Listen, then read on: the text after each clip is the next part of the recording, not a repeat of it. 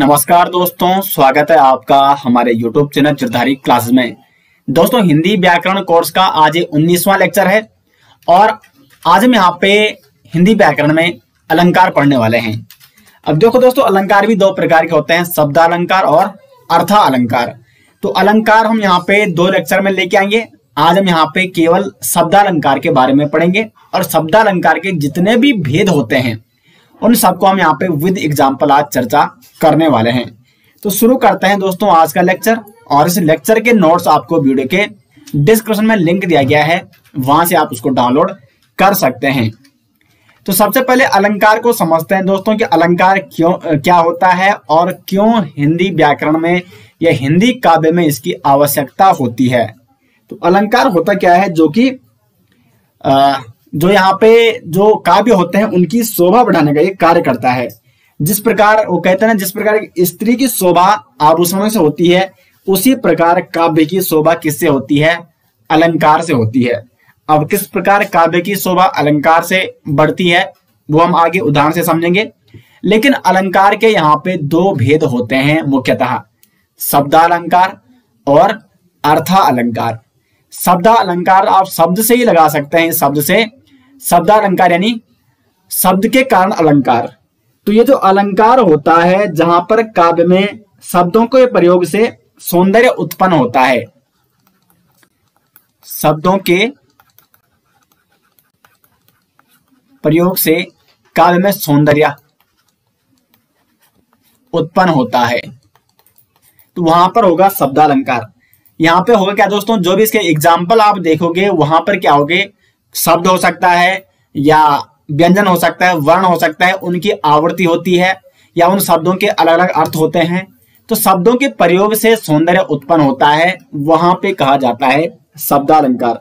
जबकि जो अर्था अलंकार होता है, यहाँ पर अर्थ के जो शब्द का अर्थ होता है, तो हम लिख सकते हैं कि अर्थ के प्रयोग से सौंदर्य उत्पन्न। यानी यहाँ पर पहले शब्द का अर्थ समझना होता है और उसके आधार पर वहां पे अनुमान लगता है कि वहां पर क्या है, अलंकार है। तो अर्थ के प्रयोग से वहां पे काव्य में सौंदर्य उत्पन्न होता है। जितने भी अर्थालंकार के उदाहरण होंगे उनको आप जब तक आप उन शब्दों का अर्थ नहीं जान पाओगे तो आपके लिए थोड़ा मुश्किल हो सकती है, ठीक है। तो इसलिए मतलब अर्थालंकार का मतलब यही है कि शब्द का जो अर्थ होता है, शब्द के अर्थ के कारण काव्य में सौंदर्य उत्पन्न होता है। तो आज हमारा जो लेक्चर है वो केवल शब्दालंकार है और जो ये 19वां लेक्चर है। नेक्स्ट लेक्चर यानी कल की जो वीडियो आने वाली है लेक्चर 20वां, ये 19वां लेक्चर है। तो 20वां जो लेक्चर होगा उसमें हम अर्थालंकार के बारे में चर्चा करेंगे। तो शुरुआत करते हैं सबसे पहले शब्दालंकार से, जहां काव्य में शब्दों के प्रयोग से सौंदर्य उत्पन्न हो, अर्थात जो अलंकार शब्द पर आश्रित हो शब्दालंकार कहलाते हैं, जबकि जो अलंकार शब्द के अर्थ पर आधारित हो वहां पर अर्थालंकार कहलाता है। तो शब्दालंकार के कुछ प्रमुख भेद हैं, 5 मुख्य भेद हैं यहाँ पे शब्दालंकार के। अनुप्रास अलंकार, यमक अलंकार, श्लेष अलंकार, वक्रोक्ति अलंकार और पुनरुक्ति अलंकार। तो एग्जाम में जो अधिकांश तक प्रश्न दोस्तों पूछा जाता है वो शब्दालंकार से ही पूछा जाता है, क्योंकि अर्थालंकार के वैसे बहुत सारे भेद हैं। तो अधिकांशतः शब्दालंकार से ही प्रश्न बनता है एग्जाम में। तो शब्दालंकार के यहाँ पे 5 भेद हो गए। तो एक एक करके हम इन 5 भेदों के बारे में आज चर्चा करेंगे।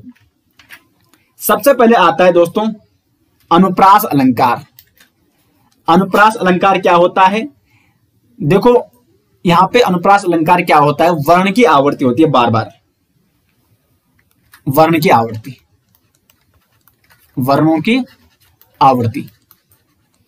तो जहां पर वर्णों की आवृत्ति होगी वहां पर क्या होगा, अनुप्रास अलंकार होगा।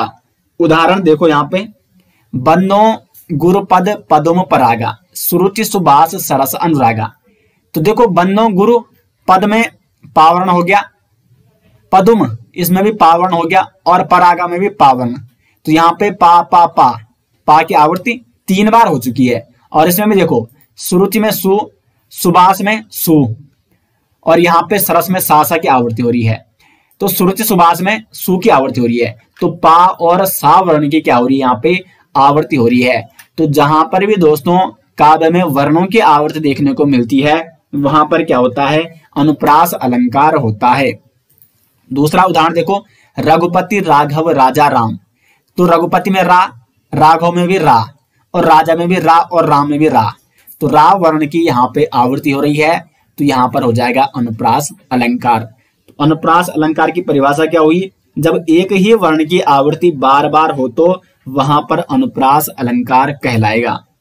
तो ऊपर पा और सा की आवृत्ति हो रही थी, नीचे रा की आवृत्ति हो रही है, तो यहाँ पर अनुप्रास अलंकार हो जाएगा।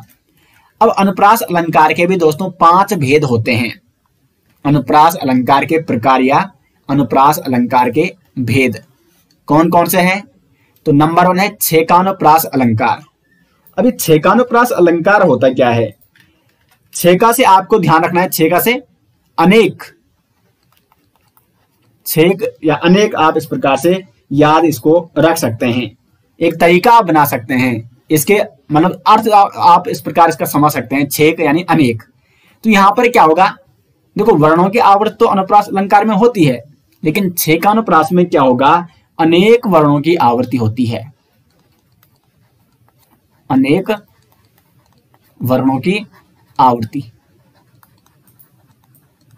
जब अनेक वर्णों की आवृत्ति होती है काव्य में, तो वहां पर क्या होता है, छेकानुप्रास अलंकार होता है। जैसे उदाहरण आप देखिए यहाँ पे, कानन कठिन भयंकर भारी घोर घाम हिमवारी बयारी।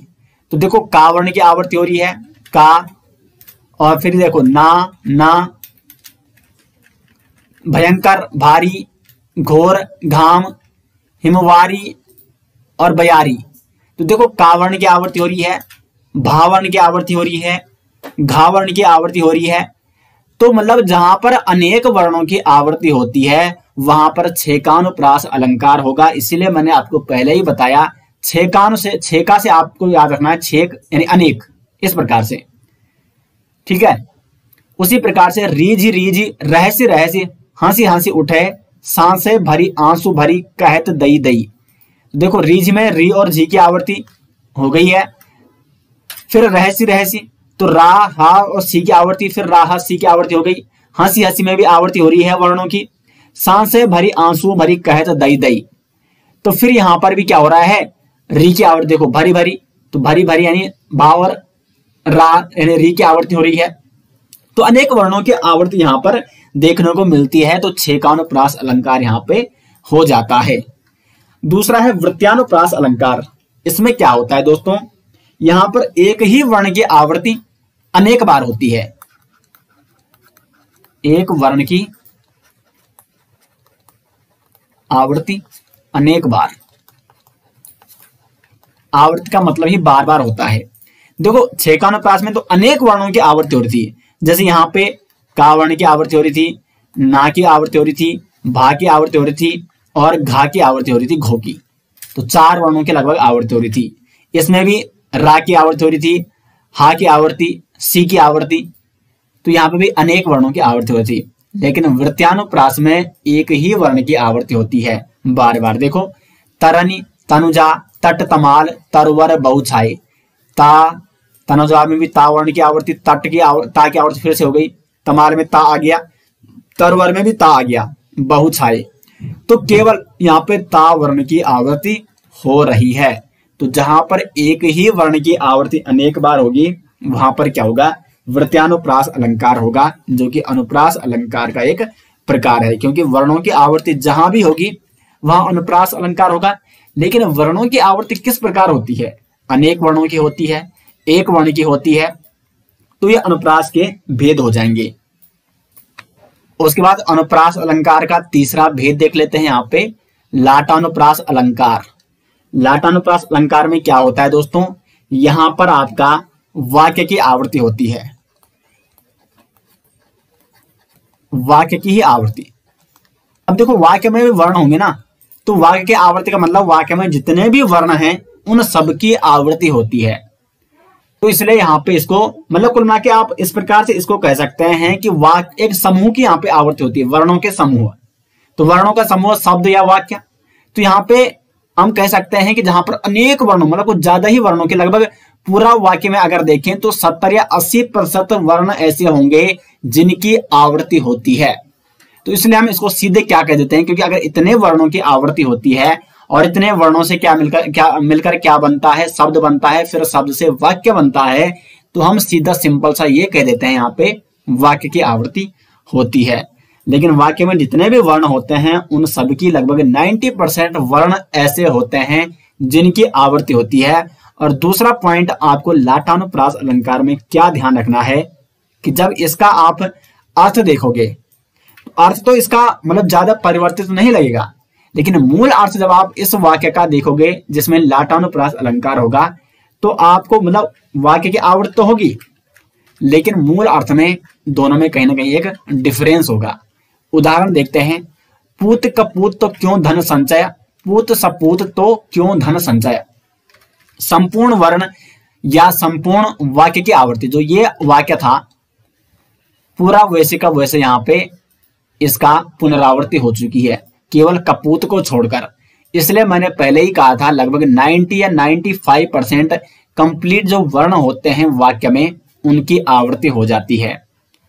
तो यहाँ पर पूत का अर्थ यहाँ पर भी वही है, तो का अर्थ भी यहाँ पर वही है, क्यों का अर्थ यहाँ पर भी वही है और यहाँ पर भी वही है, धन का अर्थ यहाँ पर भी वही है, यहाँ पर भी वही है, और संचय का अर्थ यहाँ पर भी वही है और यहाँ पर भी वही है।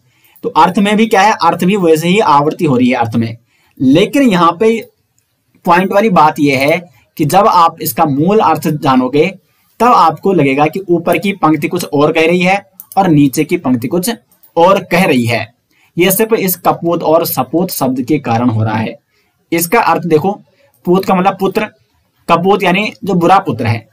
अगर पुत्र बुरा पुत्र हो जाए तो धन संचय क्यों करना चाहिए, क्योंकि सबको पता है कि अगर कोई कपूत पुत्र है या बुरा पुत्र है और उसके लिए अगर पूरी जिंदगी भर धन संचय किया जाए तो वो उस धन की वैल्यू नहीं समझेगा, उसको कहीं ना कहीं उसका अच्छा सदुपयोग नहीं कर पाएगा। और दूसरी यहाँ पे जो दूसरा वाक्य है वो है पूत सपूत तो क्यों धन संचय, यानी अगर जो पुत्र है वो सुपुत्र है यानी अच्छा पुत्र है तो उसके लिए भी धन संचय करने की आवश्यकता ही नहीं है, क्योंकि वो एक अच्छा पुत्र है, वो कहीं ना कहीं अच्छा काम करेगा और स्वयं मेहनत कर सकता है। तो देखो पूरी पंक्ति तो लगभग पुनरावृत्त हुई थी, लेकिन मूल शब्द दोनों में जो मूल अर्थ है दोनों का वो बिल्कुल अलग अलग है। एक धन संचय किसके लिए मना किया जा रहा है, जो बुरा पुत्र है, और एक धन संचय किसके लिए मना किया जा रहा है, जो अच्छा पुत्र है। तो मूल अर्थ में यहाँ पे क्या हो जाता है, परिवर्तन हो जाता है, यानी जो तात्पर्य होता है इस वाक्य का वो दोनों का क्या होता है, तात्पर्य करने पर या अन्वय करने पर उसका अर्थ बदल जाता है। लेकिन होता क्या, यहाँ पे वर्णों की आवृत्ति संपूर्ण वाक्य की लगभग आवृत्ति हो जाती है। तो जहां पर भी आपको इस प्रकार से दिखे, कई बार तो ऐसा होता है कि पूरा का पूरा वाक्य लगभग वैसे का ही वैसे लिखा जाता है।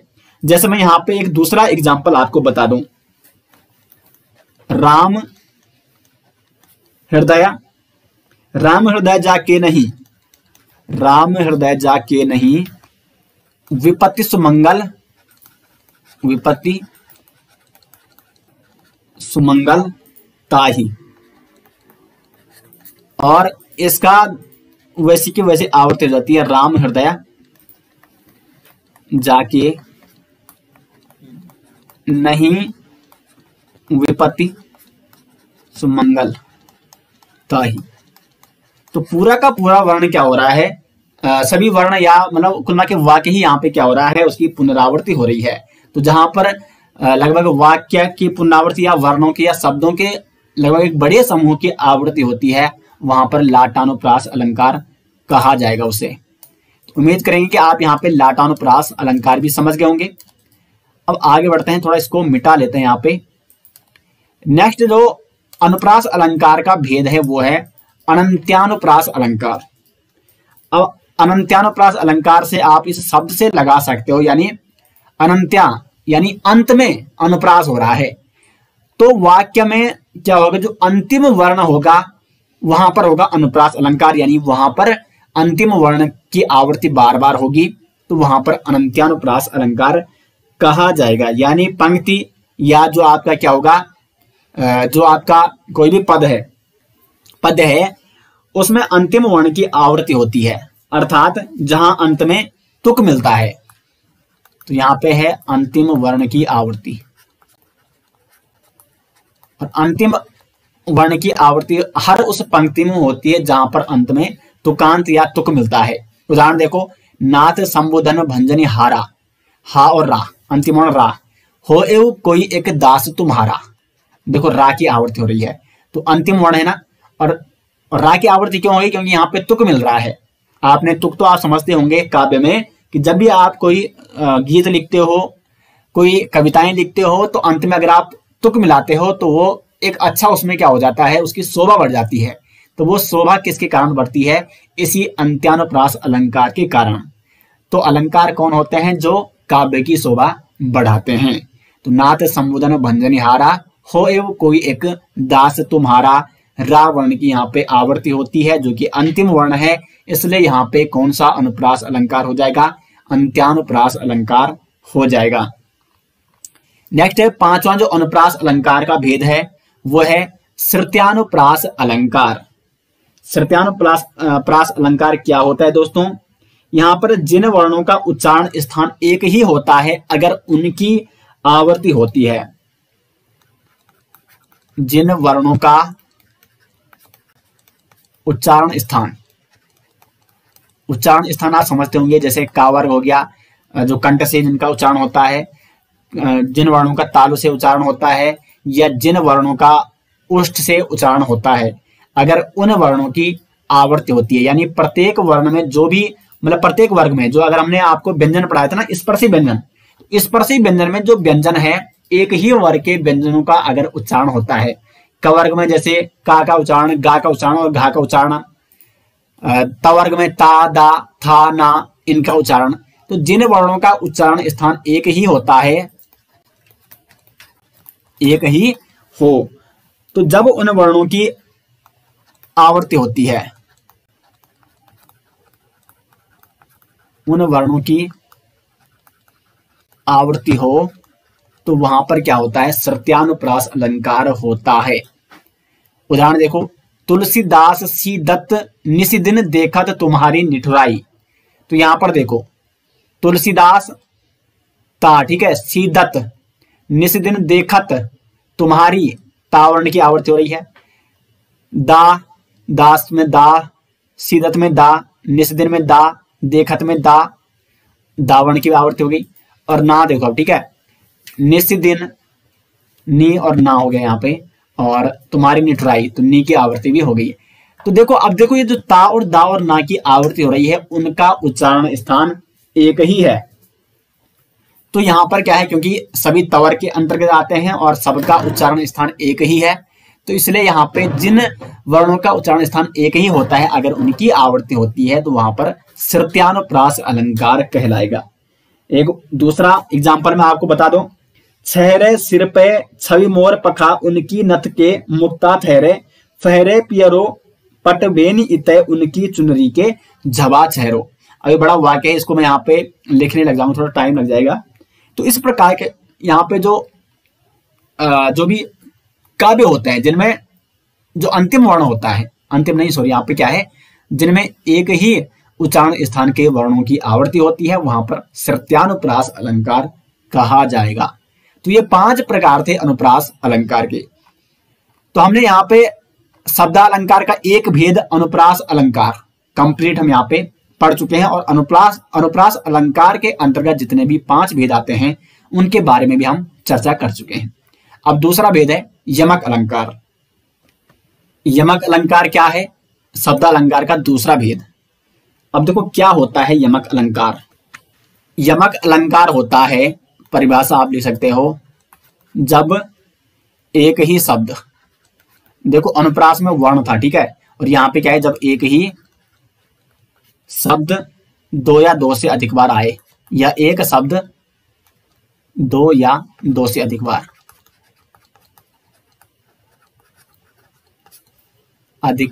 आए, या जब एक ही शब्द की क्या होती है, पुनरावृत्ति होती है 2 या 2 से अधिक बार, तो वहां पर क्या होगा, यमक अलंकार होगा। लेकिन यहां पे शर्त क्या है, दोनों बार उसका अर्थ क्या होना चाहिए, अर्थ अलग अलग होना चाहिए। जिसकी पुनरावृत्ति हुई है उसका अर्थ अलग अलग होना चाहिए। अभी उदाहरण से आपको समझाएंगे दोस्तों। हर जो यहाँ पे उदाहरण है ना, हर जो प्रकार है ना यहाँ पे अलंकार का, इसलिए मैंने यहाँ पे उदाहरण डाल रखे हैं 1 या 2, ताकि आप अच्छे से उसको समझ पाओ। और फिर उदाहरण तो आपको बहुत सारे मिलेंगे, क्योंकि प्रैक्टिस तो आपको करनी है। और अगर आप अलंकार की प्रैक्टिस करना चाहते हैं एमसीक्यू, तो लगभग 60 या 70 प्रश्न इसके एमसीक्यू, इसकी जो डिटेल्स वाली पीडीएफ है उसमें दिए गए हैं। तो लिंक आपको मिल जाएगा वीडियो के डिस्क्रिप्शन में, वहां से आप इसकी डिटेल्स वाली पीडीएफ जरूर डाउनलोड करें। कई वहां पे एमसीक्यू दिए गए हैं जो बार बार एग्जाम में पूछे जाते हैं, मोस्ट इंपोर्टेंट एमसीक्यू। तो लिंक आपको वीडियो के डिस्क्रिप्शन में दिया गया है, वहां से आप डिटेल्स पीडीएफ का डाउनलोड कर सकते हैं। उदाहरण देखो, कनक कनकते सोगुनी मादकता अधिकाय, वा खाए बो राय नर, वा पाए बो राय। अब ये उदाहरण पहले बहुत आता था एग्जाम में, अब तो खैर कम आता है, क्योंकि इसका मतलब सभी को लगभग पता हो चुका है कि इसमें यमक अलंकार है। लेकिन उदाहरण के लिए सबसे सिंपल तरीका यही है समझाने का, क्योंकि लगभग इसका अर्थ सभी को मालूम है। यमक अलंकार में क्या होता है, शब्द की पुनरावृत्ति होती है। तो कनक एक शब्द है और कनक, तो कनक शब्द की आवृत्ति, कनक शब्द की आवृत्ति हो चुकी है कितनी बार, 2 बार। लेकिन क्या सिर्फ आवृत्ति के कारण ये यमक अलंकार हो जाएगा, बिल्कुल नहीं। दूसरा पॉइंट क्या था, अर्थ भी अलग अलग होना चाहिए। तो जो इस कनक शब्द की आवृत्ति हुई है, तो जब 2 बार इसका प्रयोग किया गया है, तो दोनों बार इसका क्या होना चाहिए, अर्थ अलग अलग होना चाहिए। और इस काव्य में इसका अर्थ अलग अलग ही है दोनों का। कनक कनकते सोगुनी मादकता अधिकाय, वा खाए बो राय नर, वा पाए बो राय। यहां पर जो कनक शब्द है, एक बार इसका अर्थ है धतूरे से। धतूरा यानी ये एक विषैला पदार्थ होता है, विषैली औषधि होती है। और कनक का मतलब यहाँ पे क्या है, दूसरा वो है सोना। सोना जो धातु है काफी कीमती होता है, आप सभी जानते हैं। तो इस पंक्ति का मतलब ये है यहाँ पे कि अगर आप कनक कनकते सोगुनी मादकता अधिकाय, यदि आपके पास कनक यानी कनक मतलब धतूरा की अधिकता हो जाए, और मतलब अगर कनक यानी धतूरा की आपके पास अधिकता हो जाए, तो इसको खाने पर आप, क्योंकि ये क्या होता है, ये नशीला पदार्थ है, तो इसको खाने पर आप बोरा जाओगे। और दूसरा है यहाँ पे जो कनक, यानी अगर आपके पास सोने की अधिकता होती है, तो इसको पाने पर भी आप बोरा जाओगे। क्योंकि जो संपत्ति होती है, जो धन होता है, वो भी हर किसी के पास एक लिमिट का होना चाहिए। ऐसा नहीं कि मतलब एकदम से अगर आपके पास अचानक से बहुत सारा सोना या बहुत सारा धन आ जाएगा, तो आप कहीं ना कहीं बोरा जाओगे। तो वही कहना है इस पंक्ति का कि धतूरे से भी आप क्या हो जाओगे, बोरा जाओगे उसको खाने पर। और जो दूसरा कनक यानी सोना है, उसको पाने पर अगर आप अधिकता में उसको पाते हो, तो आप उसमें भी बोरा जाओगे। तो यहाँ पे मतलब ये था कि कनक कनक का आवृत्ति 2 बार हो रही है, और दोनों बार जो कनक है उसका अर्थ अलग अलग है। एक बार उसका अर्थ धतूरे से है और एक बार उसका अर्थ सोने से है। तो जब एक ही शब्द 2 या 2 से अधिक बार आता है, लेकिन उसका अर्थ अलग अलग होता है, तो वहां पर यमक अलंकार होता है। दूसरा उदाहरण देखो, माला फेरत जुग भया, फिरा न मन का फेर, कर का मन का डार दे, मन का फेर। अब यहां पर किस शब्द की आवृत्ति हो रखी है, तो वो शब्द है मन का। मन का देखो यहाँ पे, माला फेरत जुग भया, फिरा न मन का फेर, कर का मन का डार दे, मन का फेर। तो मन का जो शब्द है वो यहाँ पे बार बार उसकी आवृत्ति हो रखी है। क्या इसका अर्थ भी अलग अलग हो रखा है इसमें, क्योंकि तभी तो इसमें यमक अलंकार होगा ना। क्योंकि यमक अलंकार में क्या है, शब्द की आवृत्ति तो होनी ही चाहिए, साथ ही साथ अर्थ भी उन शब्दों का अलग अलग भिन्न भिन्न होना चाहिए। अब इसका अर्थ समझ लेते हैं। माला फिरत जुग भया, यानी माला फिरते फिरते जुग बीत चुका है, फिराना मन का फिर। अब यहाँ पे जो ये मन का अर्थ है, मन यानी हमारा जो मन है, बुद्धि है, उसका फिर यानी हमारी बुद्धि में, हमारे मन में कोई भी परिवर्तन नहीं आया। माला फिरते फिरते जुग चला गया, लेकिन हमारी बुद्धि में कोई परिवर्तन नहीं आया, बुद्धि वैसी की वैसी है। अब बुद्धि का मतलब सिर्फ यहाँ पे वही नहीं है कि पढ़ाई में बुद्धि, मन या बुद्धि जो होती है वो हर काम में, आपका स्वभाव कैसा है, आप क्या सोचते हो, वो सब यहाँ पे कहना चाह रहा है। अब यहाँ पे ये मत समझना कि बुद्धि का मतलब मैंने यही कहा कि आपका पढ़ाई में मन नहीं लगता है, या किसी को याद कम होता है, या किसी को याद ज्यादा होता है, वो नहीं है यहाँ पे बुद्धि का अर्थ। कर का मन का डार दे। अब यहाँ पे देखो, कर का मन का डार दे, क्योंकि जब आपने देखा होगा किसी जोगी को या किसी साधु को या किसी कोई व्यक्ति है, तपस्वी व्यक्ति, या जो मतलब क्या कर रहा है, भगवान का नाम जप कर रहा है, तो वो एक माला फेरता है और उस माला में क्या होते हैं, छोटे छोटे दाने होते हैं, उनकी संख्या होती है कुछ, ठीक है, एक फिक्स संख्या होती है, तो उन्हें कहा जाता है मन का। तो माला में जो दाने होते हैं उसे कहा जाता है मन का। तो यहां पर जो ये मन का है, ये है माला के दाने, माला के दाने, उनको वो इस प्रकार से हाथों से घुमाते हैं और उतनी बार भगवान का नाम, भगवान के नाम का जप करते हैं। तो कर का मन का डाल दे, यानी जो माला का वो दाने हैं उनको डाल दे, और मन का फेर, यहां पे मन का अर्थ क्या है, मन से, मन का, और मन का मतलब यहाँ पे अभी क्या है, कुल मिला के मन का प्रयोग यहाँ पर किसके लिए हो रखा है, भावना से। अब देखो, आप तो पूरा अर्थ आप समझ ही गए होंगे। कर का मन का डाल दे, यानी जो माला आप फेर रहे हो, जो उसके दाने आप गिन रहे हो, उसको गिन के कोई फायदा नहीं है, क्योंकि उससे आपकी बुद्धि में, उसके आपके स्वभाव में या आपकी भावना में कोई भी परिवर्तन नहीं आता है। मन का, जो आपकी मन की बुद्धि है, या जो आपका क्या है, मन का भावना है, उसको आपको फेरना है, तो तब जाके आप में परिवर्तन आएगा। तो कुल मिला के यहाँ पे देखो, मन के यहाँ पे तीन अर्थ हैं। एक मन का अर्थ है माला की दाने, एक मन का अर्थ है हमारा मन का, और एक मन का अर्थ है भावना, हमारे मन की भावना। तो अलग अलग अर्थ है यहाँ पे मन का के, तो इसलिए यहाँ पे भी कौन सा अलंकार हो जाएगा, यमक अलंकार हो जाएगा। उम्मीद करते हैं कि आपको अच्छे से ये समझ में आ गया होगा। तीसरा है यहाँ पे श्लेष अलंकार। अब श्लेष अलंकार ये भी आपका शब्द अलंकार का तीसरा भेद है। यहाँ पर क्या होता है, श्लेष अलंकार में जब एक शब्द में कई अर्थ हों, या आप कह सकते हैं कि जहां पर कोई शब्द एक ही बार आए पर उसके अर्थ अलग अलग हों। अब यहाँ पे देखो, सबसे बड़ी बात क्या है कि शब्द यहाँ पे केवल एक ही आएगा, क्योंकि यहाँ पर पुनरावृत्ति नहीं होगी। यहाँ पर पुनरावृत्ति किसकी होगी, उस शब्द का प्रयोग किन किन के लिए किया जा रहा है, सबके लिए उसका जो अर्थ होगा वो अलग अलग होगा।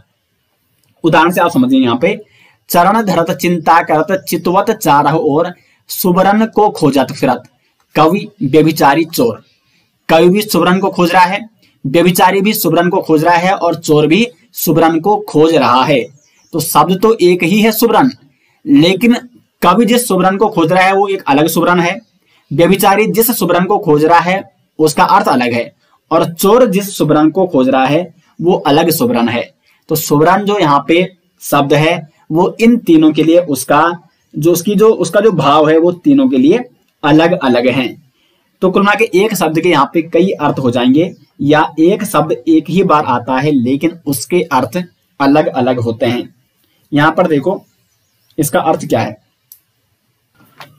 कवि के लिए जिस सुबरन की यहाँ पे बात की गई है, देखो सुबरन की खोजत फिरत, यानी सुबरन की खोज में ये तीन व्यक्ति सुबरन को खोजते रहते हैं, लेकिन कवि किस सुबरन को खोज रहा है, तो कवि का जो सुबरन है उसका अर्थ है सुंदर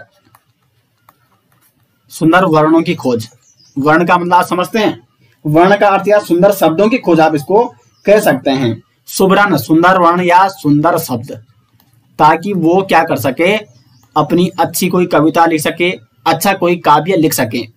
उसी प्रकार से जो व्यभिचारी है, व्यभिचारी का मतलब आप समझ सकते हैं, व्यभिचारी यानी जिसके विचार अच्छे नहीं है, तो वो क्या देखता है, सुंदर रूप ही देखता है।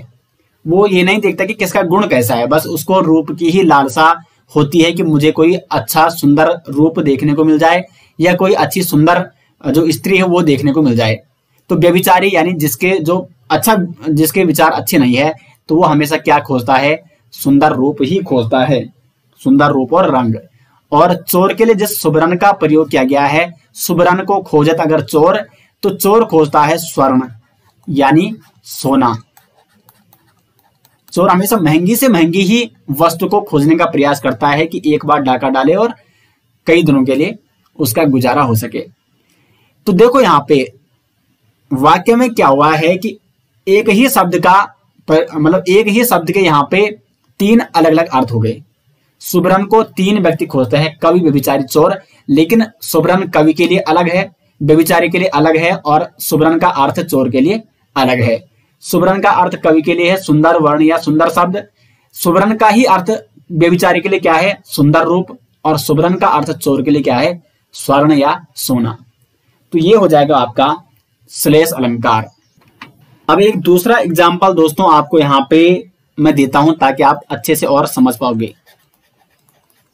रहीमन पानी राखिए, इस प्रकार से ये रहीमन पानी राखिए, बिन पानी सब सून, बिन पानी सब सून, पानी गए न उबरे, पानी गए न उबरे,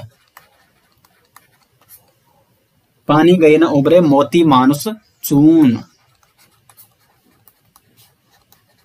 मानुष चून। अब यहां पे देखिए, रहीमन पानी राखिए, बिन पानी सब सून, पानी गए न उबरे, मोती मानुष चून। यहां पर दोस्तों आप समझ सकते हैं कि पानी गए न उबरे, मोती मानुष चून, यानी अगर पानी समाप्त हो जाता है तो पानी के बिना मोती हो गए, मानुष और चून, इन तीनों में बहुत बड़ा प्रभाव पड़ेगा। इन तीनों में मतलब क्या हो जाएगा? इन तीनों का अस्तित्व ही लगभग क्या हो जाएगा? समाप्त हो जाएगा। अब यहाँ पे इस पानी का अर्थ इन तीनों के लिए अलग अलग है, क्योंकि पानी तो एक ही शब्द है, लेकिन जहां पर एक ही शब्द आता है और उसके अर्थ अलग अलग होते हैं तो वहां पे श्लेष अलंकार होगा। पानी का अर्थ यहाँ पे इन तीनों के लिए अलग अलग है। देखो, रहीमन कहते हैं कि पानी रखिए, बिन पानी सब सून, बिना पानी के क्या है? सब सून है, पानी गए न उबरे, मोती मानुष चून। तो देखो, अगर पानी नहीं है तो मोती समाप्त हो जाएंगे। मोती का मतलब क्या समाप्त हो जाएगा? पानी के बिना। तो मोती के लिए यहां पे जो अर्थ है पानी का वो है चमक, यानी चमक गई तो मोती भी गया। मानुष, मानुष के लिए जो पानी का अर्थ है वो है प्रतिष्ठा, प्रतिष्ठा या सम्मान। कोई व्यक्ति दोस्तों गरीब में जी सकता है, लेकिन अगर उसकी प्रतिष्ठा या जहां पर उसका सम्मान नहीं हो रहा है तो वहां पर उसका जीवन भी मृत्यु से कम नहीं है। और चून का अर्थ यहां पे चूना ही है। तो मोती यानी मोती की जो चमक है वो उसका अस्तित्व होता है, तभी तो मोती का अस्तित्व है। मनुष्य का अस्तित्व किससे? उसकी प्रतिष्ठा या सम्मान से। और चूना है जो, तो चूने के लिए यहां पे क्या है? पानी का जो अर्थ है वो पानी ही है। तो चूना भी बिना, मतलब अगर चूने में पानी न डाला जाए तो बिना पानी के चूने का भी अस्तित्व समाप्त है। उसी प्रकार से मानुष का अस्तित्व प्रतिष्ठा या सम्मान से समाप्त ही है लगभग, और मोती का अस्तित्व चमक से समाप्त है अगर चमक नहीं है। तो पानी गई न उबरे, यानी अगर चमक नहीं है तो मोती का अस्तित्व समाप्त है। पानी गई न उबरे मनुष्य, यानी पानी का अर्थ यहाँ पे प्रतिष्ठा और सम्मान से, यानी अगर प्रतिष्ठा और सम्मान नहीं है तो मनुष्य का जीवन समाप्त है। और उसी प्रकार पानी, यानी अभी यहाँ पे पानी का अर्थ क्या है? चूने के लिए जल है। जल गए न उबरे, जल नहीं है तो चूना का अस्तित्व समाप्त हो जाएगा। तो इस प्रकार से यहाँ पे पानी तो एक ही शब्द है, लेकिन पानी के अर्थ तीन है: चमक, प्रतिष्ठा या सम्मान और जल। चूने के लिए इसका जो अर्थ है वो जल ही है। तो इसे कहेंगे श्लेष अलंकार। चौथा है यहाँ पे वक्रोक्ति अलंकार। वक्रोक्ति अलंकार में क्या होता है कि जो वक्ता होता है यानी कहने वाला, वो जैसे उसने कुछ बोल दिया, लेकिन सुनने वाला या जो श्रोता होता है वो उसको कुछ और ही समझे। जैसे कई बार होता है ना कि कोई व्यक्ति आपसे कुछ कहना चाह रहा है, लेकिन आप उसका अर्थ दूसरे तरीके से ले लेते हो, और कई बार ऐसे में झड़प भी हो जाती है। वो बोलता है कि मैंने तो ऐसा कहा, लेकिन आपने गलत सोच लिया। तो वहां पर क्या होगा? वक्रोक्ति अलंकार हो जाएगा।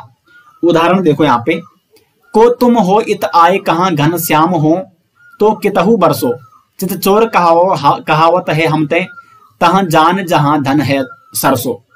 अब यहाँ पे इसका अर्थ देखो, को तुम हो इत आए कहां, तुम कौन हो जो यहां आए हो। तो देखो, राधा को श्री कृष्ण बोल रहे हैं, राधा और श्री कृष्ण का ये संवाद है। तो राधा कह रही है कि को तुम हो इत आए कहां, यानी तुम कौन हो जो यहां आए हो। तो श्री कृष्ण कह रहे हैं कि घनश्याम हो। तो अब राधा क्या कर रही है? राधा क्या सोच रही है कि ये घनश्याम, यानी घन का अर्थ वो बादल से समझ रही है कि वो बादल है कोई। तो राधा क्या कहती है देखो कृष्ण ने तो कहा कि मैं घनश्याम हूं क्योंकि कृष्ण का नाम घनश्याम है, लेकिन राधा ने उस घनश्याम का अर्थ क्या समझा कि काले बादल।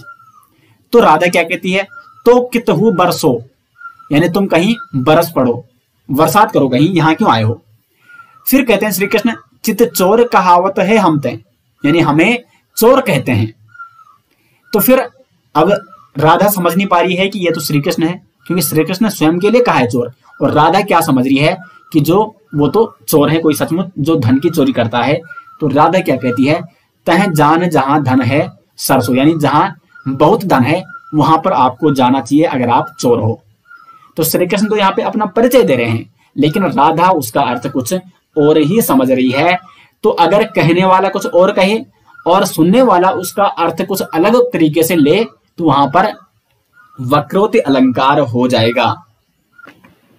अब जो अंतिम यहाँ पे अलंकार है, शब्द अलंकार का अंतिम भेद, वो है पुनरुक्ति अलंकार। पुनरुक्ति अलंकार में क्या होता है दोस्तों, यहां पर जो शब्द होते हैं उनकी आवृत्ति तो होती है, लेकिन शब्दों का अर्थ वही का वही रहता है। देखो शब्दों की आवृत्ति लगातार किसमें होती है, एक तो यमक में हो रही थी, लेकिन यहाँ पर अर्थ बदल जाता है अगर आवृत्ति होती है। यहाँ पर शब्द की आवृत्ति नहीं होती है, बल्कि शब्द एक ही रहता है श्लेष में, लेकिन उसके अर्थ अलग अलग होते हैं वाक्य में या काव्य में। वक्रोक्ति अलंकार में क्या होता है कि कहने वाला कुछ और बोलता है और सुनने वाला कुछ और सुनता है या उसको कुछ और समझने का प्रयास करता है। लेकिन पुनरुक्ति में क्या हो रहा है, पुनः उक्ति, यहां पे आप इस प्रकार से ले सकते हैं, पुनः उक्ति यानी दोबारा उसका क्या होगा, दोबारा उसका प्रयोग होगा, लेकिन यहां पर अर्थ नहीं बदलता है।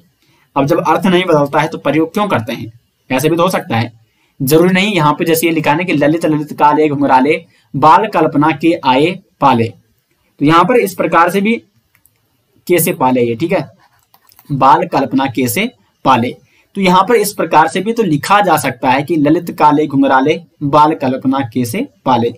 तो अब देखो दोनों आप पढ़िए, इसको एक बार पढ़िए, इसको मतलब इसका एक बार मतलब दोनों पढ़िए, ललित ललित काले घुंघराले बाल कल्पना कैसे पाले, और एक बार इस ललित को हटाकर फिर पढ़िए, ललित काले घुंघराले बाल कल्पना कैसे पाले।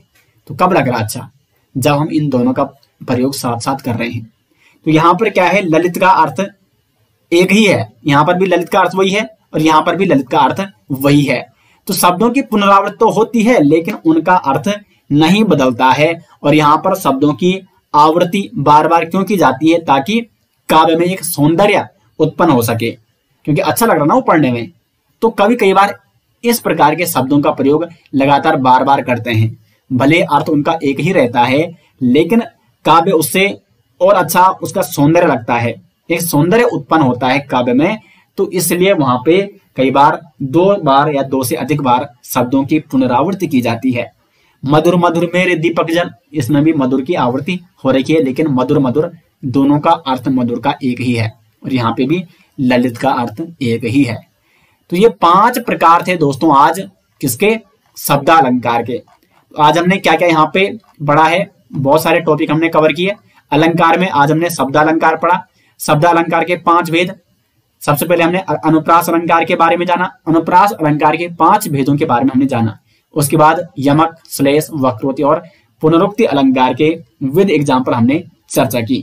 तो उम्मीद करेंगे दोस्तों कि शब्दालंकार आपको अच्छे से समझ में आ गया होगा, और सर्वाधिक जो प्रश्न बनते हैं अलंकार से वो यहीं से बनते हैं। बाकी इसके डिटेल्स नोट्स आपको वीडियो के डिस्क्रिप्शन में मिल जाएंगे, लिंक वहां पे दिया गया है विद डिटेल्स एमसीक्यू भी। तो एमसीक्यू भी आपको जरूर प्रैक्टिस करनी है, तो लिंक आपको मिल जाएगा वीडियो के डिस्क्रिप्शन में, या आप सर्च कीजिए jardhariclasses.in। तो मिलते हैं दोस्तों नेक्स्ट लेक्चर के साथ, अर्था अलंकार के साथ। तब तक के लिए धन्यवाद।